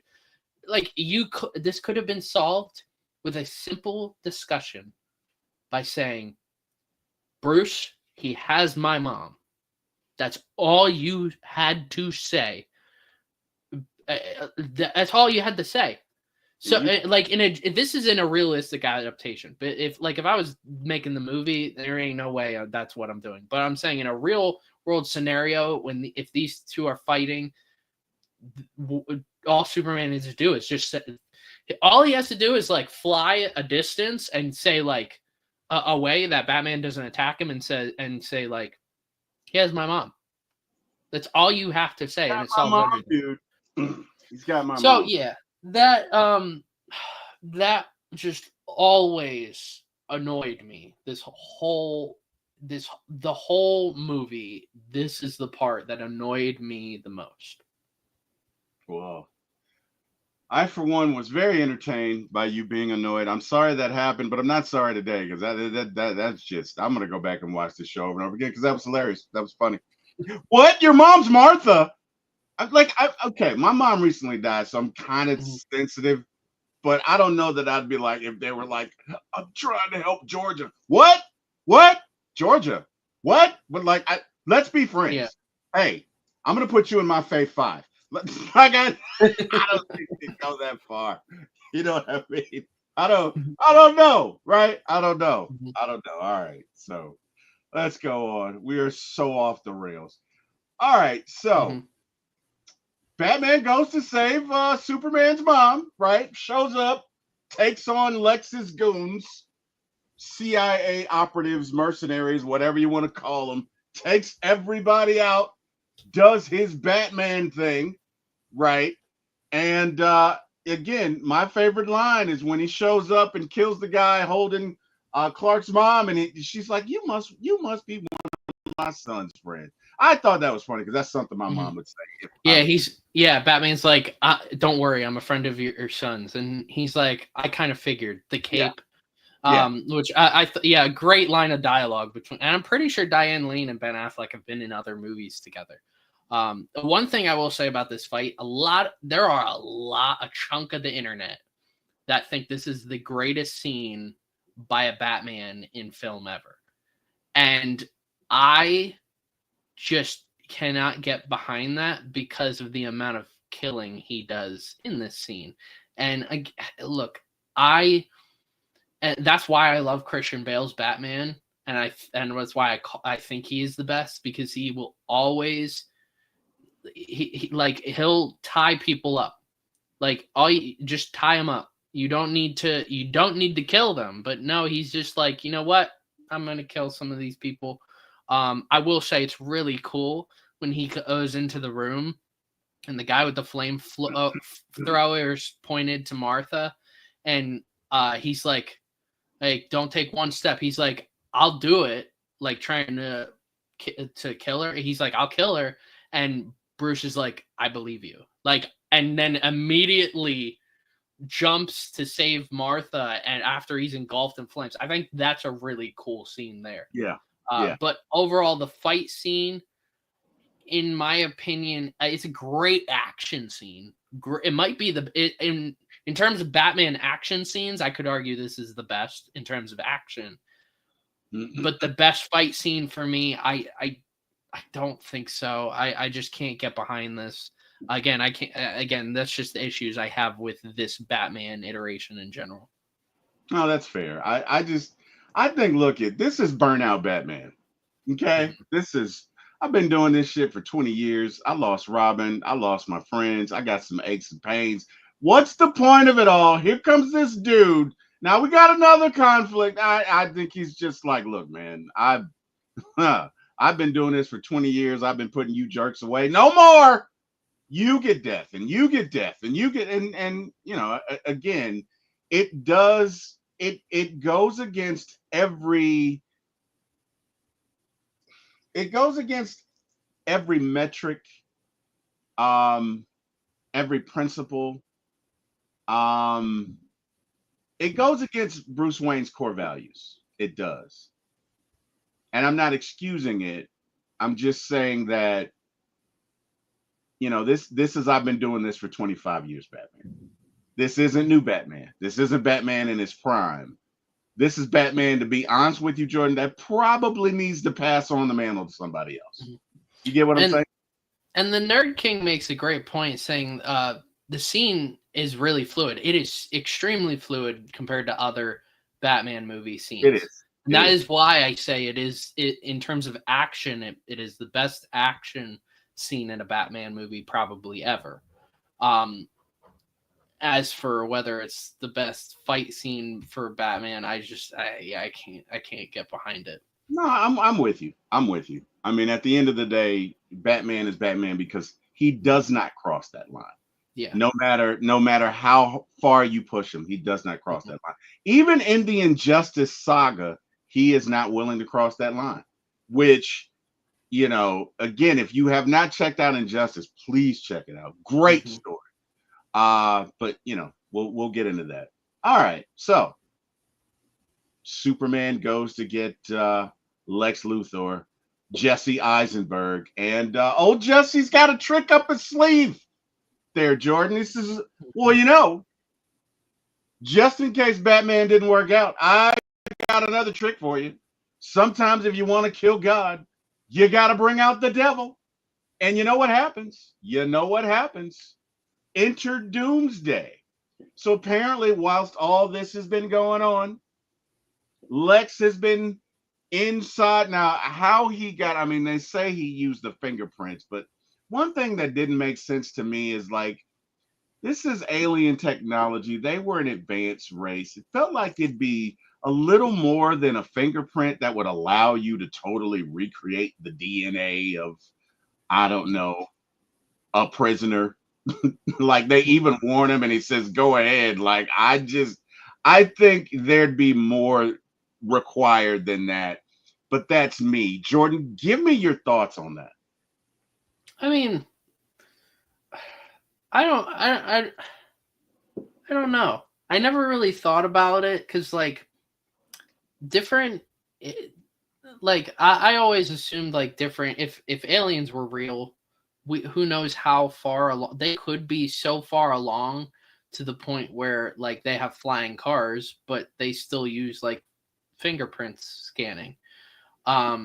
So like I don't know. I never really thought about it. Like, I mean, if you think about it, like in our society now, think about how far we are in terms of AI, in terms of robots, and yet we still have still have people driving gas cars. Like, so like I mean there's the old school methods and new school methods to every society, and it's possible the Kryptonians were advanced in some areas, and we're still doing fingerprint scans to get into rooms. So, as for, I thought it was really smart to use Zod as the body for Doomsday. I thought that was a really cool idea because, I mean, at the end of the day, like we do have a dead body of Zod. What would the government have done with that?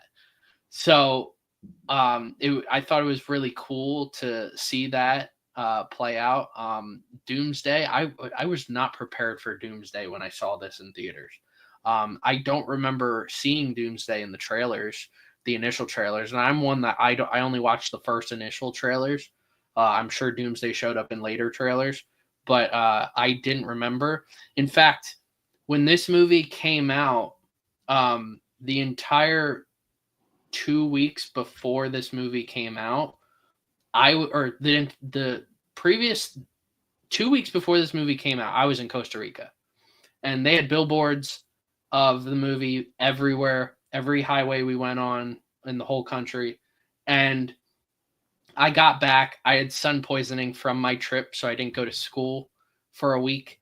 And then Batman vs. Superman came out the next week.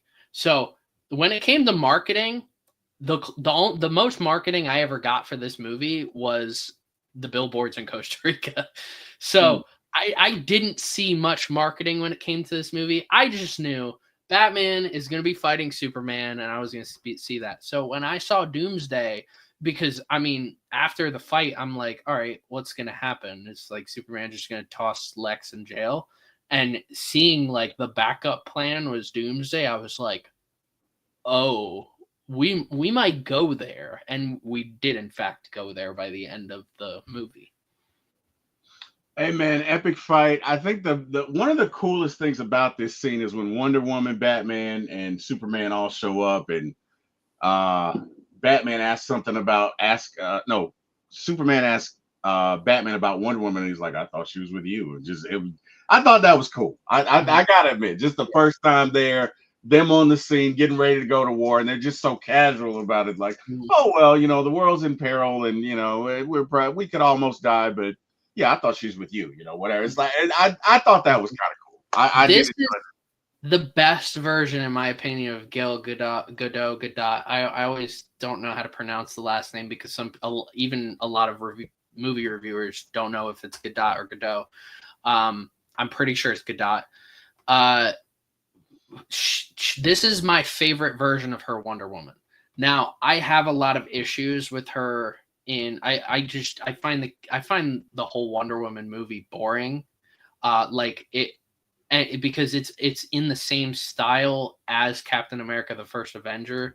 Yeah. But the final fight is just not very good. And it's just a very slow moving movie. It's what would happen if you took that Captain America montage in the middle of the movie after he saves everyone, where he's going to different like Hydra bases and destroying them. That montage. Now imagine that montage, but we have to see every single battle from start to finish of that. It's not a montage anymore. We have to see every single battle. That's where I do appreciate montages occasionally, and I think for Captain America it works. And for Wonder Woman, I there are just some instances where I was like, and I found the movie to be boring.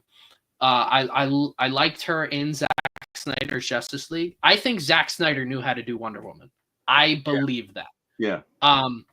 And Joss Whedon is a terrible human being for what he had done to Gal Gadot, and he's not a great person. The way he wants scenes to go can be very sexist, especially in Avengers: Age of Ultron. We see a lot of parallels in Age of Ultron to his version of Justice League, and it's very disgusting the things he does. And Wonder Woman 84 in general was not a great movie.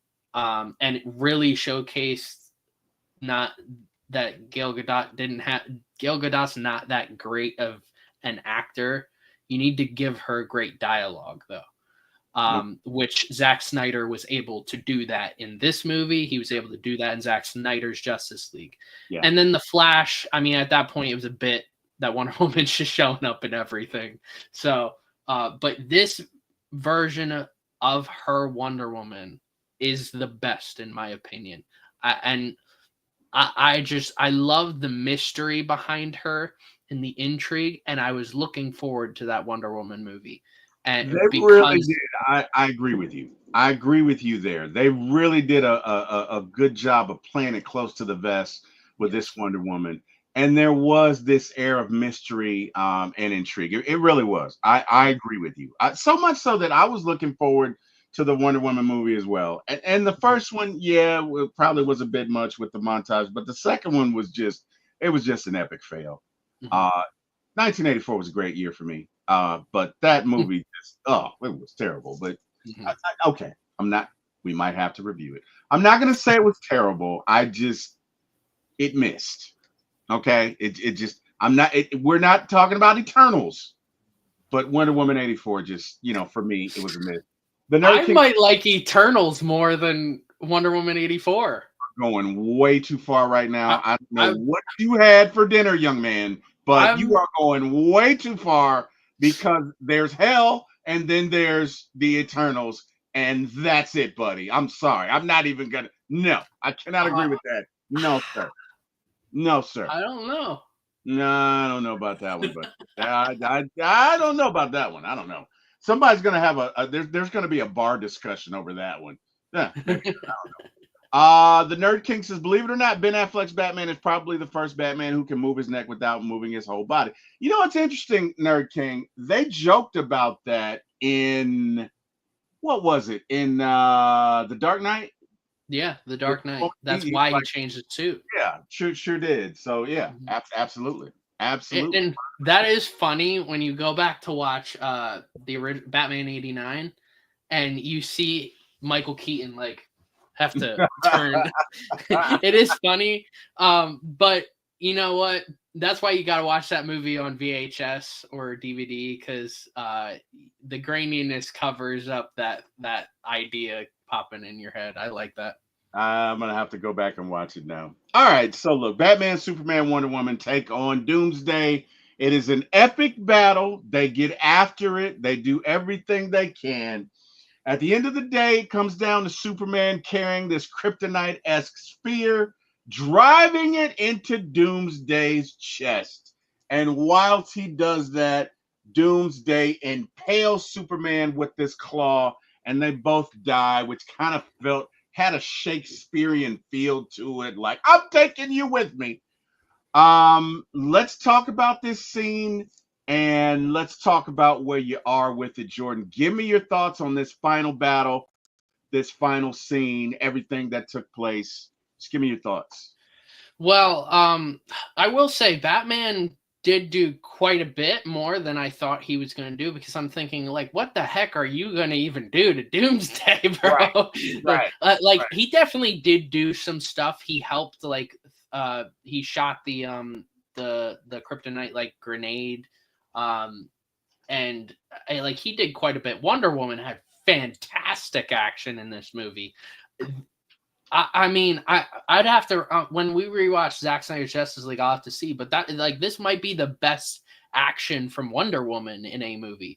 But the decision to kill off Superman, this was never like this wasn't like in the initial thought process of the making of this movie. It was something Zack Snyder thought while doing the end of the movie. He thought, we have to do something to really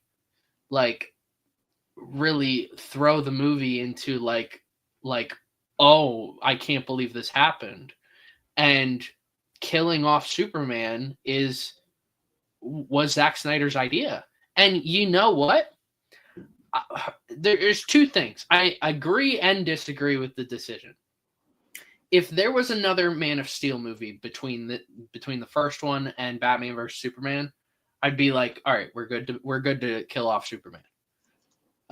Because we only have one movie which introduces us to Superman. That is a rookie Superman, as we said.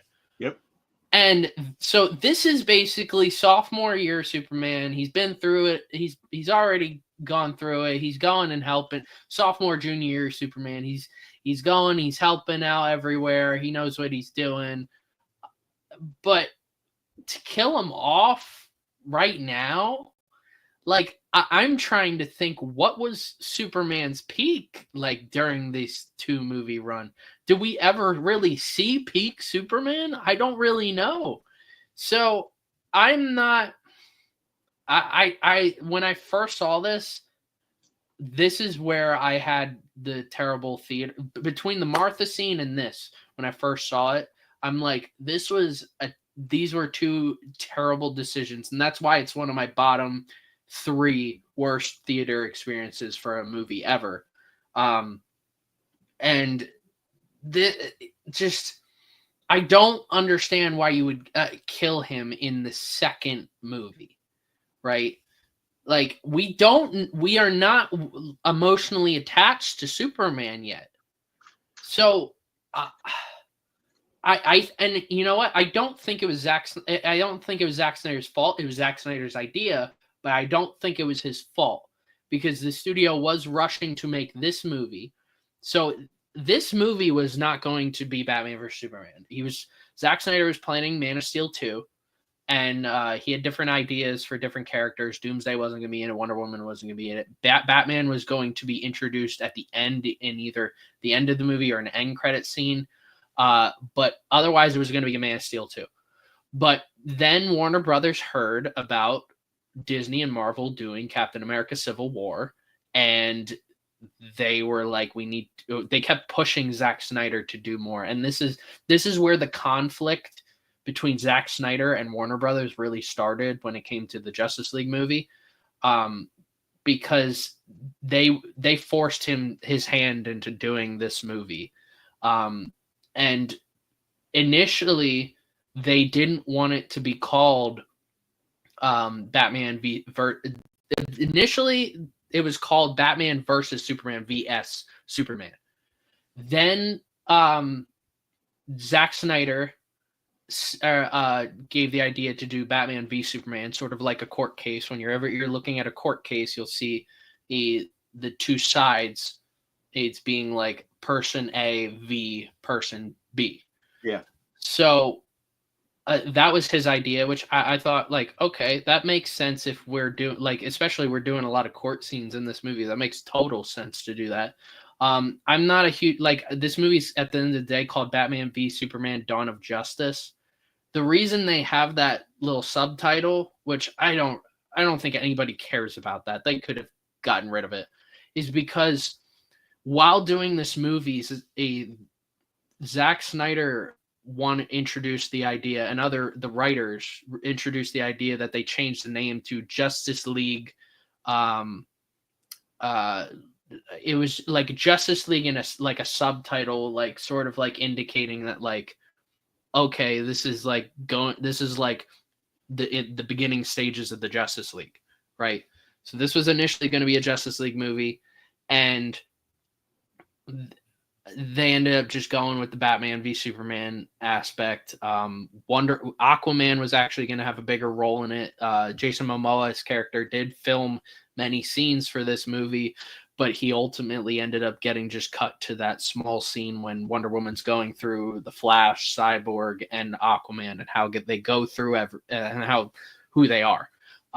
So initially, this was going to be a much bigger movie in terms of other characters, but ultimately it just got cut down to the Ultimate Edition, which then got cut down to the first edition that we saw in theaters.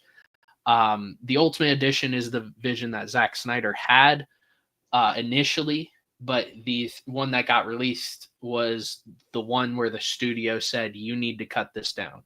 This can't be 3 hours long. Yeah. And Zack Snyder defended this, saying that like the scenes that we're cutting ultimately take away from our emotions for the characters. And he's 100% right. He was 100% right. No doubt. Yes. No doubt. Because like I was telling you before this, the first version of this was so choppy, and it lacked emotion when Superman ends up dying. And with this version, it draws everything out. And yes, this is the difference between this movie and Zack Snyder's Justice League, is that the scenes are drawn out and they can get boring at times, but they're necessary, and it's necessary information to allow us to interact with these characters. So, yeah, go ahead. Specifically with Darkseid's henchmen or whatever, when they show up and Batman has the vision, when Barry is calling out to him, says, Bruce, you were right, referencing the Injustice plot. And when he says you're right about Superman, when Batman has the dream and Superman has him held hostage and he says, you took away everything. Like, so much of that was necessary. And a lot of it is foreshadowing, but it is necessary for you to understand what's going on. So I agree with that. Go ahead. I'm sorry. Yeah. And it's just some final thoughts. Like this, I don't think this was the intended version of Zack Snyder, even in the Ultimate Edition. I don't think this was the first version of this that he wanted. At the end of the day, he wanted to do a Man of Steel 2. If Warner Brothers allowed Zack Snyder to do what he wanted, we would have gotten Man of Steel. We would have gotten Man of Steel 2. Then we would have gotten a Batman movie.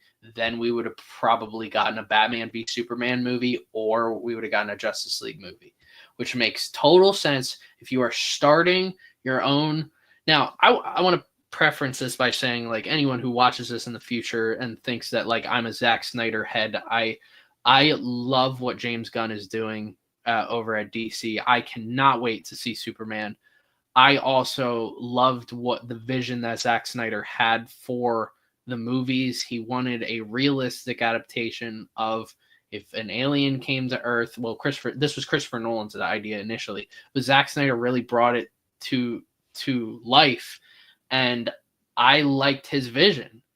And what we got were one in my favorite DC movie ever is the next one we're going to review, in his Justice League.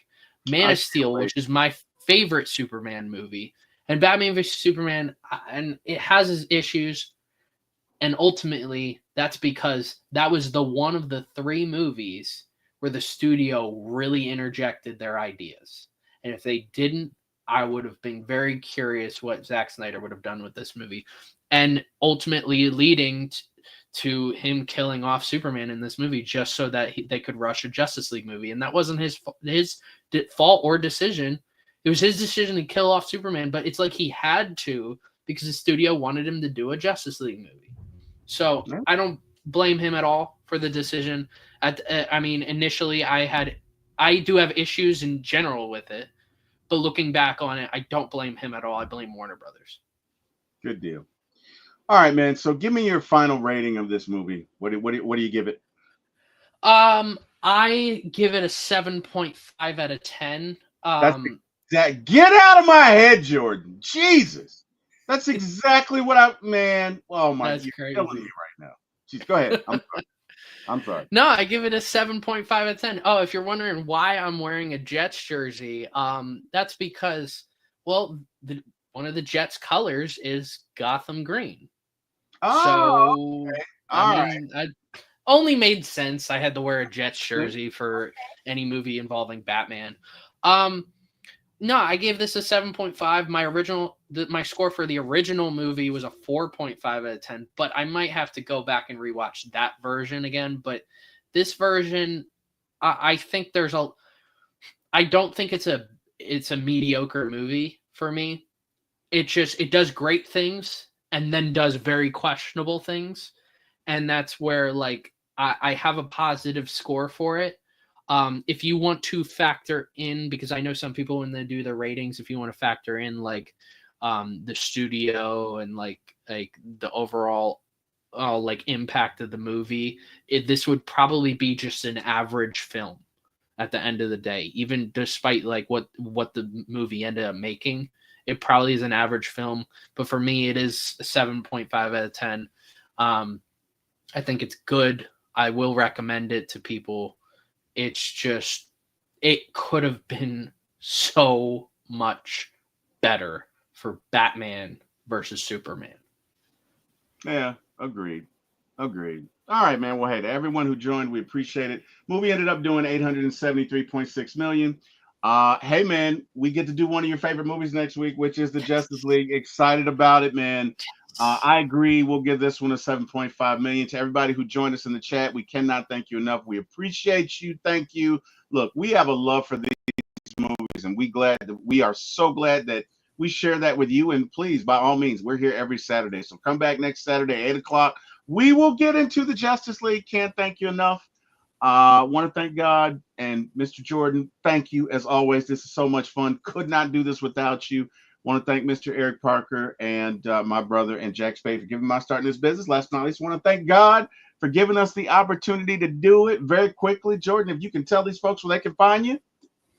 You can find me at Old Tegacy, ULTEGACY. We post a whole bunch of sports stuff, but I love my passion is movie and my passion is sports, but my other passion is movies. I love talking about movies all the time, especially Marvel, DC stuff. I love it so much. And yeah, I can't wait to get into next week. Zack Snyder's Justice League is my favorite DC movie ever. And I mean, by saying that, you already know what score I'm going to give it. It is a 10 out of 10 movie. So yeah, I can't wait to dive right into it. 10 out of 10. And hey, you can check us out at For My ATL Sports 1 on YouTube, or you can check us out at For My ATL Movies 1 on YouTube as well. Please like, share, and subscribe. Tell your friends. Come back next Saturday. You guys have an amazing day. Thanks to everyone who joined. Be safe. Enjoy your 4th of July weekend. And hey, we'll see you next Saturday. Good night, everybody. Hey, you just watched another entertaining and interesting For My ATL Fans Sports 1 show. If you enjoyed the show, please let T-Will know by hitting the like, share, and subscribe buttons. T-Will would have brought you this message himself. This guy doesn't know how to keep it short and simple, not to mention that outrageous laugh. Anyway, tune in next time and have a great day. Remember to like, share, and subscribe. Bye.